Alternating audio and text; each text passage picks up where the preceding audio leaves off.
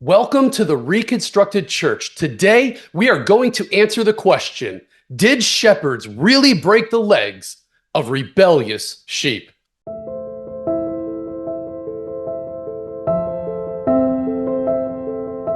Now, friends, this is a unique one because I have literally heard it dozens of times from all different flavors of pastors as what they believed was a powerful sermon illustration. And the sermon illustration goes like this, and it often includes a picture like this. Now, here is how it goes. You know, we are the sheep, and Jesus is the good shepherd. So good, in fact, that he carries both a rod and a staff.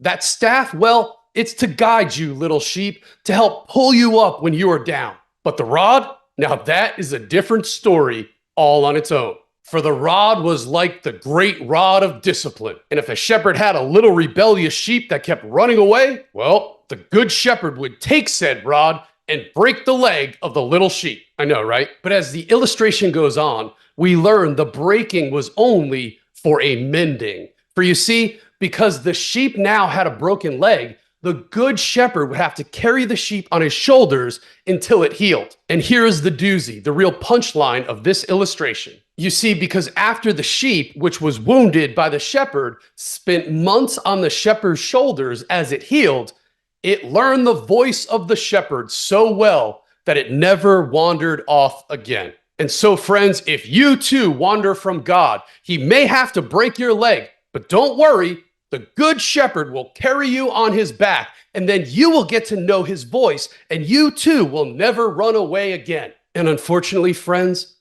I was actually gullible enough to believe that was not just true about shepherds in general, but I also thought that was true about our good shepherd, Jesus. What do you mean? Let me explain.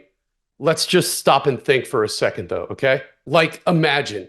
You are in the ancient land of Canaan. You're a young shepherd man in your early 20s. You're with another young man, similar to your age, another shepherd, and the two of you are in charge of tending your master's sheep. How many sheep, you ask? Well, the Bible records that men like Job had thousands of sheep. But for this illustration, let's keep it simple and say that these two men were in charge of 100 sheep. But before we get to the origin of this myth, let's just take a minute and think about this logically. Have you ever seen what a rucker is? Well, ruckers are these people who basically put weighted bags on their back and walk, hike, run, and exercise. They do all these crazy events where they hike for days at a time.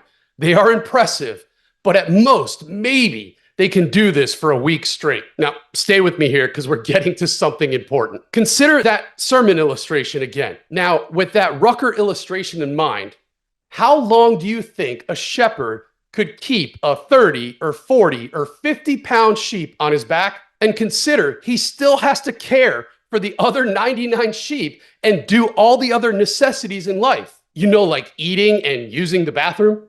Imagine trying to balance that with a 40-pound sheep on your back. You see, friends, it doesn't make logical sense because it is simply a myth and not true. Okay, maybe one time there was one shepherd that carried a sheep with a broken leg on his back, but that is not the pattern of shepherds. It never has been. It never will be. But don't feel bad, friends. I too fell for this idea for years, and it deeply impacted my walk with our God because I haven't exactly had the easy Christian life experience. You see, I felt like I was such a dumb sheep that I would need to be wholly broken before ever hearing my shepherd's voice. And friends, that is not true. The good shepherd leaves the 99 to go after the one, not to break its leg, but to love it back home. So where did this story come from? Well, the best explanation I have found in my research is that it came from, well, the pit of hell.